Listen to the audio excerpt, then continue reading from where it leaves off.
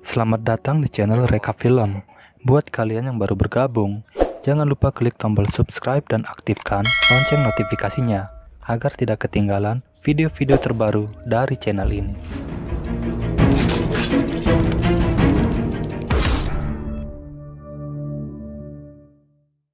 Terlihat beberapa orang pria sedang memacu kudanya dengan buru-buru.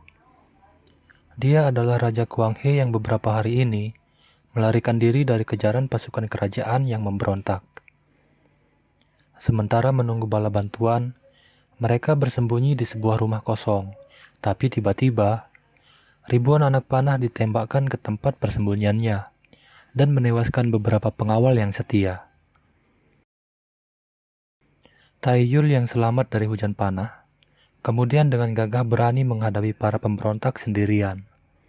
Guna menghindari korban yang tidak perlu, komandan pemberontak yang bernama Min Sung Ho kemudian menantang Taiyul untuk baiwan dengannya. Diketahui Taiyul dan Sung Ho dulunya merupakan pengawal pribadi dari Raja Kuang He.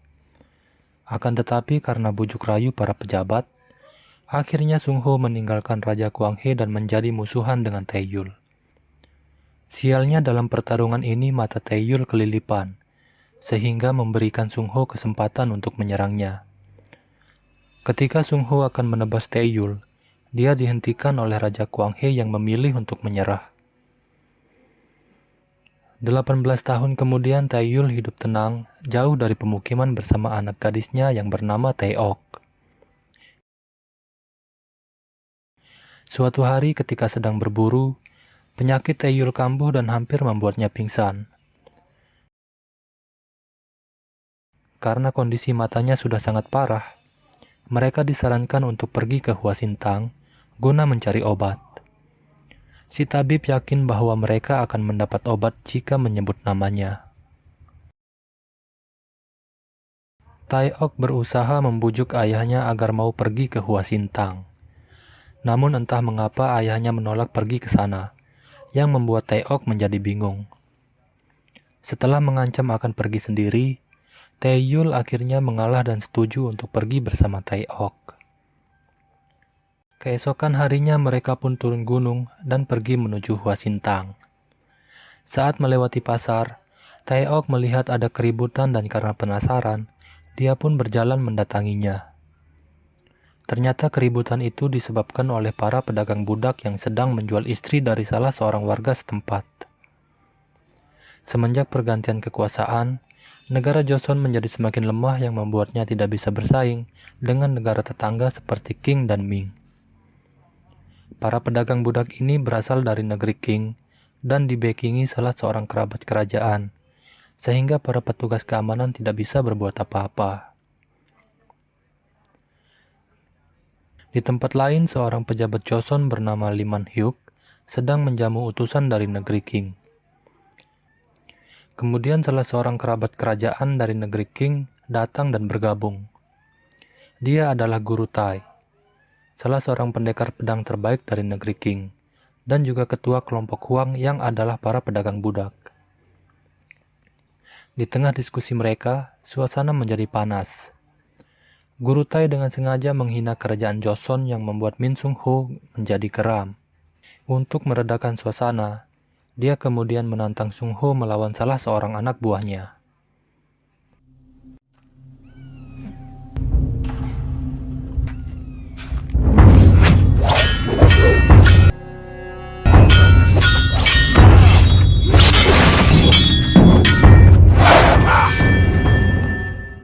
Duel dihentikan ketika pedang Sung Ho hampir menusuk leher lawannya. Guru Tai dan anak buahnya kemudian pergi meninggalkan perjamuan itu. Taeok yang telah tiba di Hua Sintang harus kecewa ketika pemilik Hua Sintang yang bernama Hua Son tidak memberi obat yang dibutuhkan ayahnya. Mereka pun pergi dengan kesal karena merasa telah ditipu oleh si tabib. Guru Tai datang ke Hua Sintang untuk menawarkan bisnis perdagangan budak kepada Hua Son.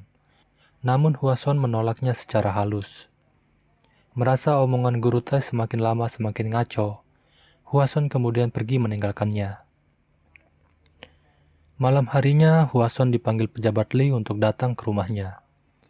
Pejabat Li meminta bantuan Hwason untuk dicarikan seorang anak gadis guna dijadikan anak angkat.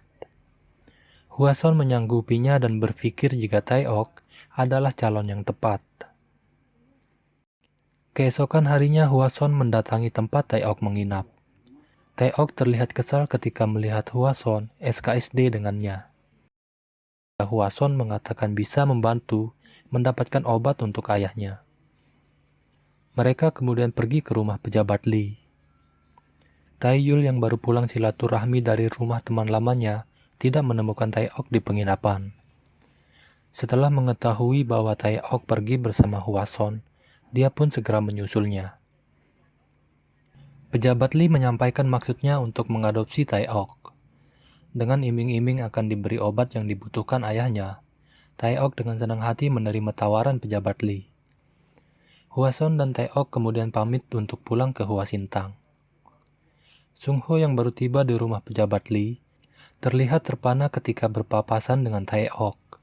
Bukan karena Tae-ok cantik atau Hwason yang mirip anggota Blackpink, melainkan karena ikat rambut yang dipakai Tae-ok tidak asing bagi Sung-ho. Pejabat Li kemudian memberitahu Sung-ho bahwa Tae-ok adalah anak angkatnya.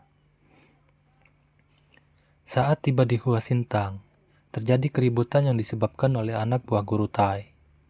Om-om ini menelanjangi pelayan wanita di sana dan memaksa melayani mereka.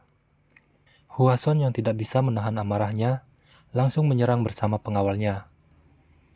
Tapi melawan satu orang saja sudah membuat mereka tak berdaya. Tae-ok datang dan melempar si brewok dengan batu yang membuat pipinya terluka. Si brewok yang murka langsung menyerang Tae-ok, tapi tiba-tiba Tae-yul muncul dan mengatakan, namanya juga anak kecil. Dia kemudian meminta maaf kepada brewok atas perbuatan anaknya. Si brewok akan memaafkan Tae-ok jika Tae-yul minta maaf sambil berlutut. Tae-yul pun menuruti kemauan si brewok, tapi si gundul di belakang brewok langsung menyerang Tae-yul.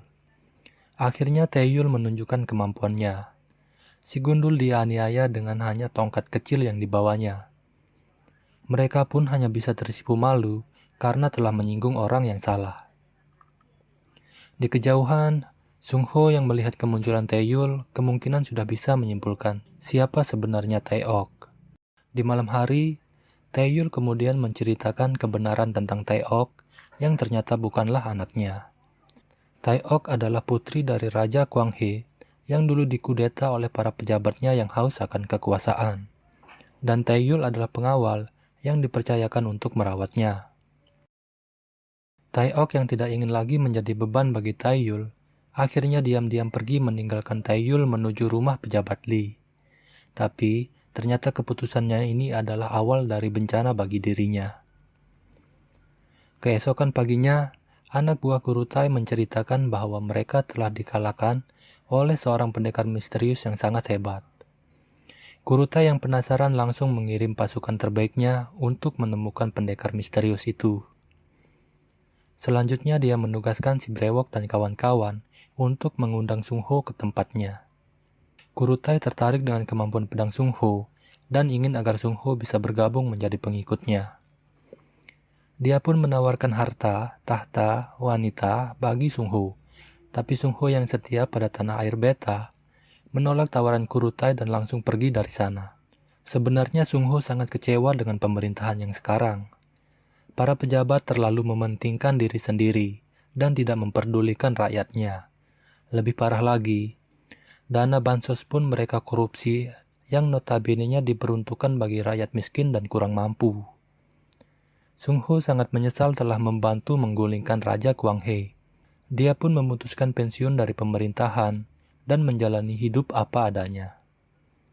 Di tempat lain, Tae-yul yang tidak mendapati Tae-ok di penginapan memutuskan untuk mencarinya.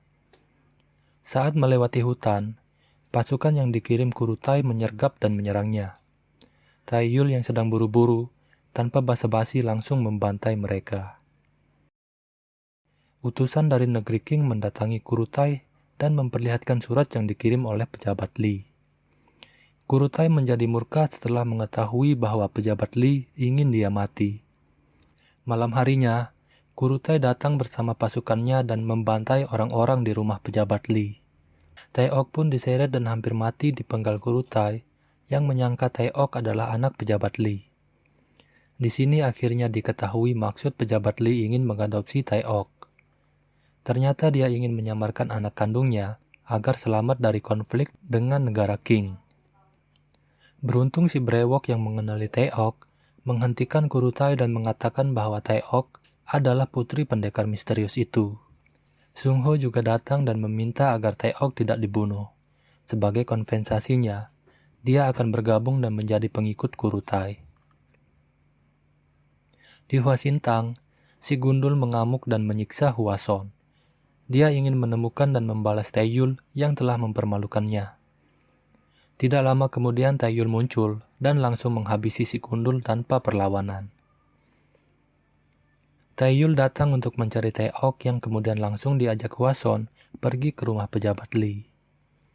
Sampai di sana, mereka hanya menemukan barisan mayat yang berjejer rapi seperti ikan teri. Tapi, Taeok tidak ada di sana yang bisa disimpulkan bahwa saat ini Taeok masih hidup. Taeyul kemudian menanyakan tempat berkumpulnya para pendekar pedang yang dijawab oleh Hwason, kedai arak. Taeyul pun pergi ke sana dan mengobrak-abrik tempat itu. Di sana dia mendapat informasi bahwa Taeok telah dibawa oleh para pedagang budak.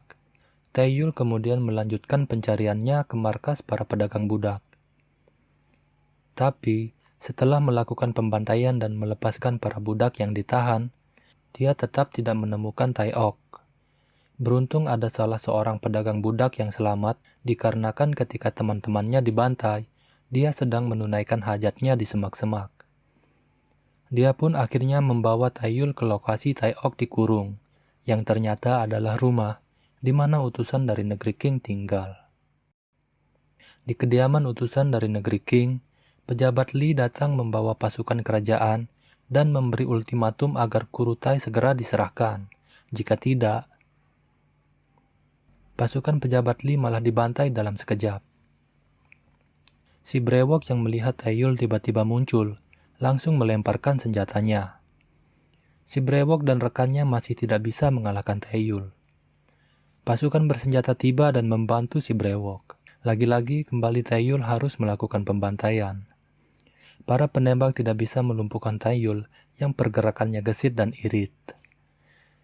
Taeyul membunuh pasukan itu satu persatu tanpa kesulitan. Tapi, pasukan pembunuh Kurutai yang terlatih membuat Taeyul bertarung habis-habisan. Beberapa kali dia harus rela terkena sabetan dan tusukan yang tidak bisa dihindarinya. Pada akhirnya Taeyul menghabisi semua orang di sana, tapi sangat disayangkan, si brewok berhasil melarikan diri. Taeyul yang sudah sangat kelelahan, ditambah dengan penyakit di matanya yang kambuh, akhirnya terjatuh dan pingsan. Si brewok yang selamat melapor kepada Kurutai bahwa semua pasukannya telah dibabat habis oleh Taeyul. Kurutai yang direndam amarah langsung menghabisi si brewok yang tidak becus. Taeyul terbangun di Hwasintang dan mendapati luka-lukanya telah diobati oleh Hwason. Matanya juga kembali normal dan kini bisa melihat dengan baik. Hwason menyarankan agar Taeyul istirahat dulu. Tapi karena sangat khawatir akan keselamatan Taeok, Taeyul pun pergi tanpa basa-basi. Taeyul lalu pergi mengunjungi teman lamanya yang adalah seorang pandai besi. Di sana dia diberitahu jika kelompok Kurutai ada di dermaga. Dia juga diberikan pedang baru yang mirip dengan pedang lamanya. Tak ingin menghabiskan waktu, Taeyul pun memacu kudanya menuju dermaga. Sampai di dermaga, dia dihadang oleh Sung Ho yang memintanya untuk menyerah, tapi Taeyul pun bertarung kembali melawan Sung Ho setelah sekian tahun lamanya. Namun Taeyul yang dulu bukanlah yang sekarang. Taeyul mengalahkan Sung Ho tanpa membuatnya terluka, tapi Kurutai muncul dan membunuh Sung Ho yang dianggap tidak berguna. Kurutai kemudian menantang Taeyul untuk bayuan dengannya. Jika Taeyul menang, maka Taeok akan dibebaskan tanpa syarat. Taeyul pun mengikuti Kurutai ke arena di mana telah hadir utusan dari negeri King, Sung Ho dan pengawalnya, dan Taeok yang dijaga ketat oleh harem Kurutai. Melihat Taeok yang diperlakukan layaknya hewan peliharaan, membuat Taeyul tidak fokus melawan Kurutai. Beberapa kali dia terkena sabetan pedangnya, tapi dengan semangat baja dan tekad besinya, Taeyul berhasil menipu pergerakan Kurutai untuk mendekati Taeok dan menebas leher harem Kurutai. Kurutai yang kalap melihat haremnya terkapar, menyerang dengan membabi buta tanpa memperhatikan kode etik perpedangan yang membuat lehernya tersayat dan dadanya tertusuk pedang Taeyul yang mengakhiri hidupnya. Selesai sudah perjalanan Taeyul menyelamatkan anak gadisnya dari perbudakan.